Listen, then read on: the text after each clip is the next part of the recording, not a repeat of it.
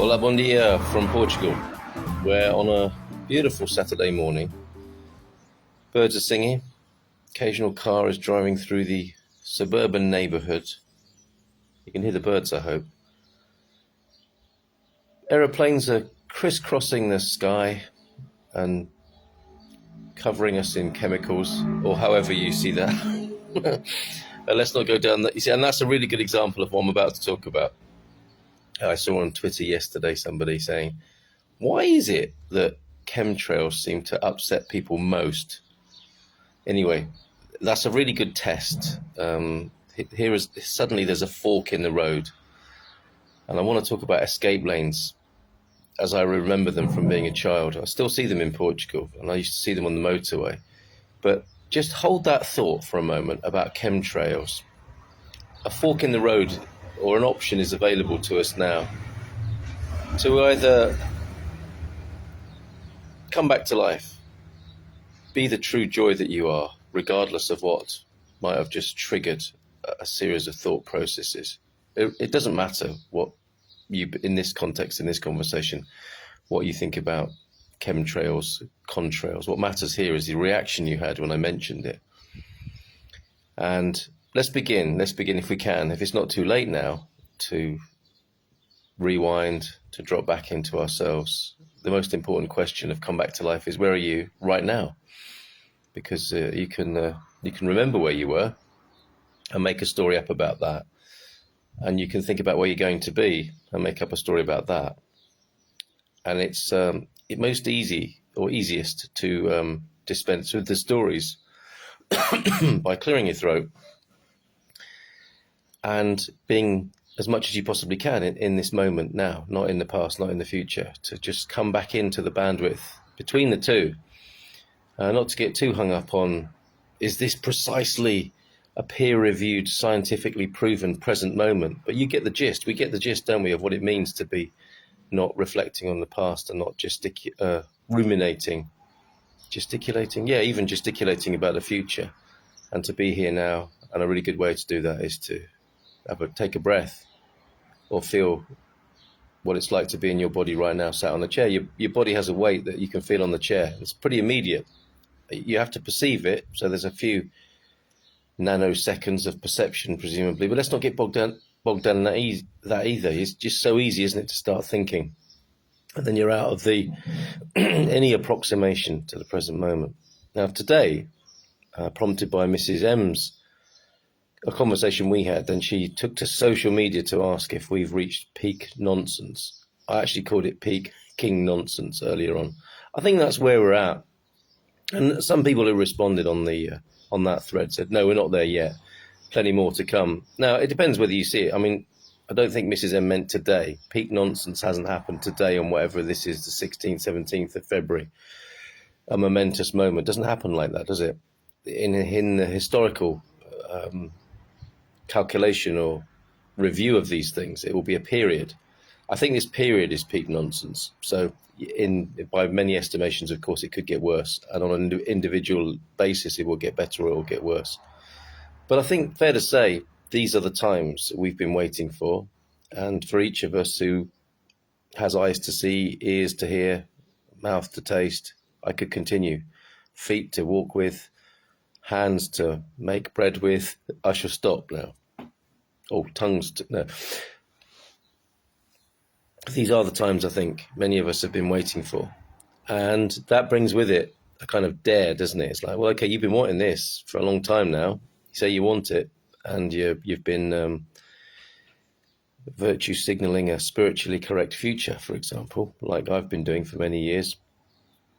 Hopefully less lately, and just letting things take their course and being open and available to what, and being present to what's going on. And I think there is something stirring in the collective as our collective hands on the clock move through time as a description of what's going on. We are moving as inevitably from one age to another, fourth turning, big reset, whatever classification it's given. There is something, it would appear to be a collective phenomenological transformation, or change or shift going on. And it requires different responses and different skills, does it not, to thrive or not in these times. And just one little, an interesting point that occurred to me, if this is peak nonsense, if we're in those times now, or in that phase, let's say, we might be in the early bit. Some of us have been thinking that year 2000 was significant, then it was 2012, and, then it was the pandemic times, and then it's the new normal, and then all of these things. But I think we can fairly say there's collectively something going on. Let's for the purposes of this conversation, let's perhaps agree on that within that realm of human experience, and as it's seen and perceived by us. And part of this age is the presence, almost the overwhelming, overburdening, and deeply destabilizing presence of the emotional part of human beings, the emotional response, if you like, the emotional reaction. And that's a whole other subject, isn't it? What we mean by that. But just broadly speaking, in these times, and as a response to what's going on, it's possible for humans to respond first with their pain. But it's not directly their pain, it's their emotional reaction, which I think is a reference to their pain and their background. Where the past hasn't been completed, we are responding to current events in a way that reflects the amount of healing or not that has occurred in the past. And I believe political opinions and positions are based on people's reactions to their past and what sense they've made of it as children and young adults, and then they carry that with them. And it's very interesting from my point of view to look at people on the left and the right and to think about what sort of childhoods they had and what their reactions were to those childhoods, and now how that got dressed up as politics. And now, of course, politics, the political conversation, is synonymous with emotional reaction.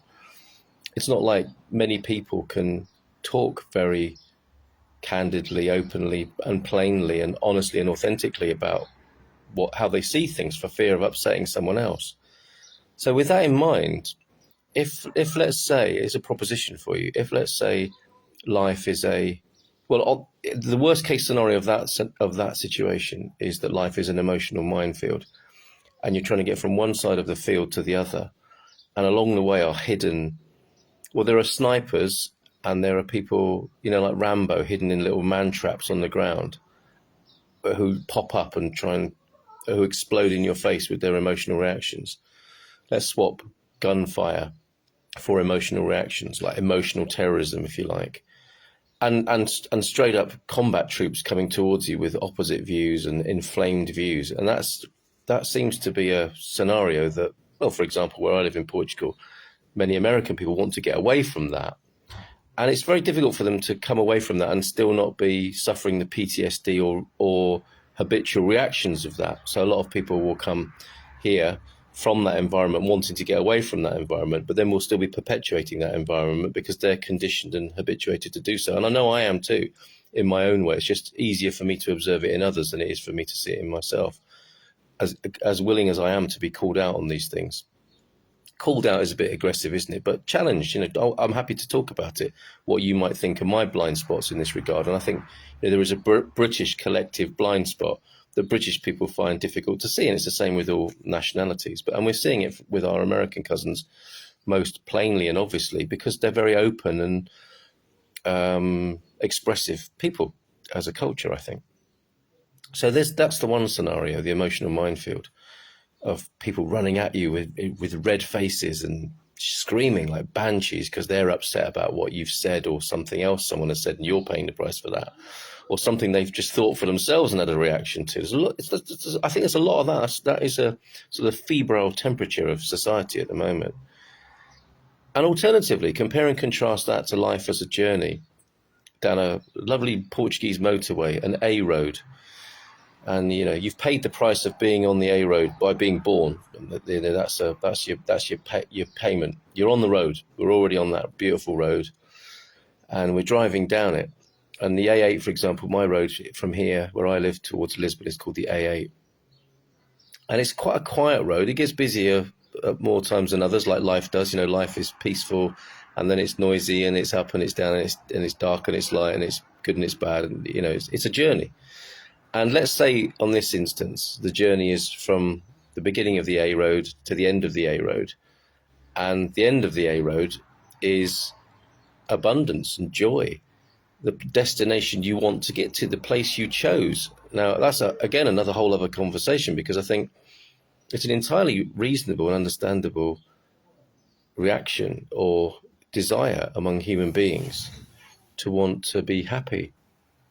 But it's like that's an occult and esoteric and hidden desire now. I'm pretty sure that a lot of people, when I was growing up, kind of just understood that life was meant to be enjoyed. Oh, you got yourself a lovely big bowl of cereal. Are you going to eat it on the lawn? Or are you coming to spill it on me? I just made it for you. You made it for me? Yeah. Oh, that's very kind. I'll eat it in just a minute. Okay, thank you very much for that. So, a lovely big bowl of cereal has just been delivered to me. So, there's the road to happiness. And what happened to that road? You know, isn't it okay to want to be happy? It's like being happy now, in many ways, in that emotional minefield setting, is like anxiety or depression or misery shaming. By wanting a happy life yourself and being contented in your life, there's this sense that you might be depriving others just by breathing their oxygen or something like that. There is something like that going on. There's so much human hating going on, sort of genocidal, demonic places people have got to. Hello again. Now, if I were a conspiracy theorist, I would imagine that I was cut off because I started talking about demonic and genocidal things, which are not things to laugh about. And now I've sparked up the live stream again. I've got a neighbour strimming my face with his fingers. Right, where were we? Escape routes. How it almost now in this time, in the dark age, it is a self-conscious and purposeful act to be happy and contented and trouble-free, which is bizarre to me. And there we are, we're on this A8 road, on a Portuguese toll road. We're out onto the road. Sometimes there are cars, sometimes there aren't. You've paid to be on there, and you're heading towards happiness and joy as your preferred destination. I mean, who wouldn't? You could define insanity as people who don't want to be happy, right? And now we live in an age where we don't even know how to do that anymore very easily. It's not obvious. There are so many other distractions that people get themselves into before they will even succumb to fulfillment, joy, and happiness. Talking of fulfillment, joy, and happiness, Mrs. M is joining me in the garden now. Little sunbeam. So, escape roads. When I was a kid, on British roads, there used to be something I was fascinated by as a kid, escape road coming up. And I think it was to do with juggernauts, articulated lorries, I think we used to call them in the UK in the 70s. Great big, what do you call them in America? Semis. Now, I don't want to be talking about semis on this particular live stream. I prefer to refer to them as articulated lorries, or juggernauts if you prefer. And I think air brakes were quite a recent invention. And presumably there was a horrific crash one day of a out-of-control juggernaut that couldn't stop. Its brakes would have overheated probably, and something awful would have happened. So they started building these escape routes along motorways where if air brakes had failed on a large vehicle, or even probably a car, you could drive off the road into sand, and there would be like 100 yards or meters of sand that would just obviously slow the vehicle down without it smashing into anything or anyone. And it could just take would you mind pushing the door to? Saturday morning here, or Saturday afternoon now, but to the kids it's Saturday morning. It's like the modern equivalent of Saturday morning TV, but they don't watch TV anymore. They watch YouTube and chat with their friends online. Noisy buggers. Noisy neighbours, noisy kids. Well, I'm trying to be extremely profound here. So there we are. We're in the 70s, and we've got escape routes on the side of the road. And I noticed they have them in Portugal too, because it's quite a hilly country. And maybe they've just left them there, and vehicles are much more reliable now than they used to be. And so those sort of escape routes aren't needed. But it used to fascinate me as a kid. I thought, what an amazing thing that, can you imagine? Like you realise your vehicle is out of control going down a hill, and you're thinking, I don't know how to stop this thing, but there's a sign for an escape lane, and you drop the gears, maybe use the gears to slow it down, and you plow into sand, and the sand, as terrifying as that must be, is enough friction and mass to stop the oncoming force, and then the vehicle comes to a halt, and all is well. Relatively speaking, it could have been a lot worse. Let's put it that way. And it seems like that might be a useful device in modern conversation now. Is if you imagine the out of control lorry to be a triggered person, it could be the other person, it could be you, it could be any of us who finds ourselves an out of control juggernaut, and we can metaphorically take the slip road. We don't have to keep driving, getting faster and faster, and not knowing where it's going to end, how it's going to end, when the brakes are red hot, or they're not there, or they're just completely, burnt to a crisp. Molten metal is just flying behind off into the rear view mirror, and there's no idea about how to stop. And we can do that for ourselves in conversation, can't we? Just take the slip route, because this triggering thing is just getting insane. Whether it's on social media, whether it's in real life.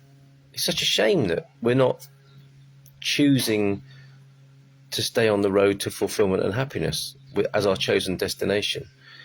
And we are, I suppose, one way of looking at it, I was talking to Mrs. M about this morning, it's like it's a bus. You're on a bus, possibly driven by other people, as one mix of this metaphor. You're criticising the driver, who's getting angrier and angrier. All the people on the back of the bus, on a well-driven route, are just complaining about how the driver's driving. And he could take the escape route. Or if he gets mad enough, he's just going to drive it into a tree or off a cliff. So we need to find ways of getting back onto the purity of the drive from A to B, which in this instance is the drive from, well, we never go anywhere really, do we? It's A to A. A is fulfillment, stillness, joy, peace, what we really are. And we take this imaginary journey to get there because we've forgotten we were there in the first place. And then whilst on that journey, get into all these fights that seem to be happening now in society, and the peak nonsense thing that's been talked about. So as difficult it is to voluntarily drive off to a service station or change vehicles or do something to take responsibility for happiness, that remains to me our ultimate choice, and only true choice is to manage our own contribution to that journey. And we're part of peak nonsense seems to, I know for myself, I get triggered by, for example, an American, is he a naval general commander pretending to be a woman, virtue signaling about climate change? It's like, this is insane. But I don't have to get mad about it, do I? It's as though it's a test. You don't have to get mad about these things. And it's in those moments where we feel like we should stand our ground. It's a matter of principle. This is insane, and I'm going to prove to all those other people why. I think that's where we lose our minds, or enter into our minds so fully that we're lost in our minds. We either lose our minds or we're lost in our minds, and we forget that we're on the journey from A to A, which was always peace, joy, love, and all the lovely things that we say we want. And then, but I've got a funny way of showing it. Anyway, I've got to have tea with Mrs. M. I invited her out here onto the stoop, I think it might be known as in some cultures, where we'll partake of tea now. Is that all right, Mr. M? Nice sunny day, isn't it? Apart from the chemtrails, which it was another cue for triggering that I mentioned earlier on. So I'm sorry I mentioned it to Mrs. M now, because she'll have gone from quite peaceful to... No, I've already seen them, but I've chosen to still... Rise above it. Rise above the chemtrails into the heavenly realms. I think things can only get to you if you let them. they can. Oh, nice. If you believe that your will or your energetic field is stronger than any of those other things gnawing at you. So like our mums might have said, you need to be bigger than that person. I don't think my mum ever said that to me. Okay. All right. Before this gets any more complicated, we'll leave it there. But yes, I think we can be bigger, can't we? however we take that to mean, we can expand the fighting, the If you imagine expanding your body, your persona, Yes. expand. So let's do it now. We're expanding. What? Who's to say I've already done it? If you I'm expand doing it so now. big, by comparison, every single chemtrail and Tiny. idiotic despot leader and mandate and Oh. all sorts of things, they become absolutely insignificant when you realise just how massive and godly and There she is. beautiful you can be. We should just have had those last few seconds. Remember how godly and beautiful you really are. Yeah, there you go. There you go. Namaste. Oh, that's triggered me again. Namaste.